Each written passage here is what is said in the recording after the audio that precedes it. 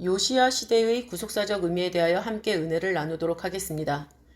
하나님의 율법책을 읽고 들은 요시야는 사람들을 여선지 훌다에게 보내어서 하나님의 뜻을 알기를 원했습니다. 하나님께서는 훌다를 통해 남유다와 요시야에 대한 두 가지 말씀을 하셨죠. 첫 번째는 남유다의 멸망이 이미 작정되었다는 것입니다. 남유다는 반복적으로 하나님을 버리고 줄곧 우상 숭배에 빠져 있었죠. 그 결과 꺼지지 않는 하나님의 진노가 나라와 백성에게 임할 것이라는 겁니다. 하나님의 진노, 즉 성경에 기록된 모든 저주와 재앙이 나라와 백성에게 작정되었다는 것을 열왕기하 22장 15절부터 17절에 기록하고 있습니다. 두 번째는 그럼에도 불구하고 회개하는 자에게는 평강을 주시겠다는 거죠. 하나님의 율법책의 말씀을 들은 요시야는 나라의 충만한 죄로 인해서 크게 낙심하고 두려워했습니다. 하나님 앞에 회개를 하지 않을 수가 없었죠. 요시야는 옷을 찢고 통곡하면서 회개했는데 옷에 해당하는 히브리어는 베게드로 옷뿐만이 아니라 기만, 속임수라는 뜻도 있어요. 온 나라가 하나님을 기만하며 속이고 거듭거듭 죄를 지어온 것을 남유다의 왕 요시야가 걸머지고 회개하고 있는 것입니다. 하나님께서는 회개하는 요시야만큼은 하나님이 나라에 내리는 재앙을 보지 않고 평안히 열조의 묘실에 들어가게 해주시겠다고 열왕기하 22장 18절부터 20절에 말씀하고 계십니다. 요시야의 시대는 바벨론 포로로 끌려가기 전 마지막으로 이스라엘이라는 나라의 시작의 근거가 되는 모세의 시내산 언약의 말씀이 제대로 실행된 시대입니다. 더불어 다윗을 통하여 나라의 모든 제도와 반차가 정립된 대로 정확하게 제사를 드렸던 시대죠. 성전이 파괴되고 나라를 빼앗기게 될 암흑의 시대에 오직 말씀만을 붙잡고 이겨낼 수 있도록 하나님께서는 요시야를 통하여 온 나라에 말씀의 바람을 불게 하신 것입니다. 이와 비슷한 일은 옛날과 역대 연대 속에서도 찾아볼 수 있죠. 모세가 가나안에 들어가 살아야 하는 이스라엘 백성들에게 하나님의 율법을 재강론했던 구속 역사의 한순간이 있었습니다.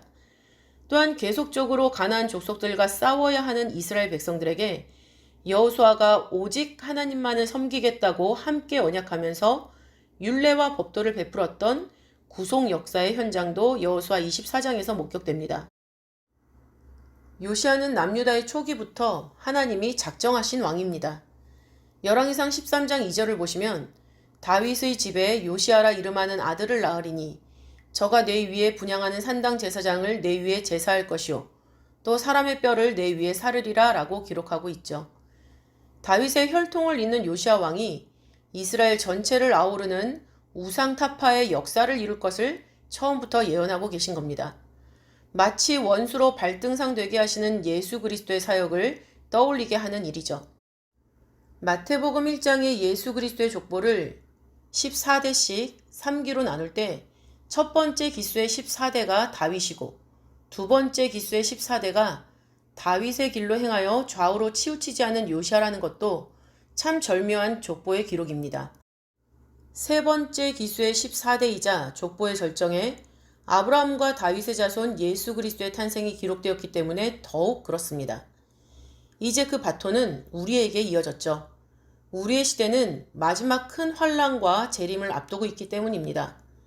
말씀의 기갈이 오기 전 하나님의 말씀을 할 수 있는 대로 최대한 저축하고 마음판에 기록해서 그 말씀만을 붙잡고 하나님이 우리에게 허락하시는 시대를 정직하고 성실하게 잘 살아나가야 할 것입니다. 기도하겠습니다. 사랑과 은혜가 풍성하신 아버지 하나님, 하나님의 백성들을 끝까지 붙잡아 주시기 위해 말씀을 세우시는 은혜의 시대를 요시야를 통해 작정하시고 허락하셨음을 깨닫게 하시니 감사합니다. 우리를 오른손으로 붙잡아 주시는 하나님 아버지의 말씀의 능력과 또한 더불어 허락하신 말씀의 사명을 정직하고 성실하게 잘 감당할 수 있도록 우리를 축복하시고 인도하여 주시옵소서.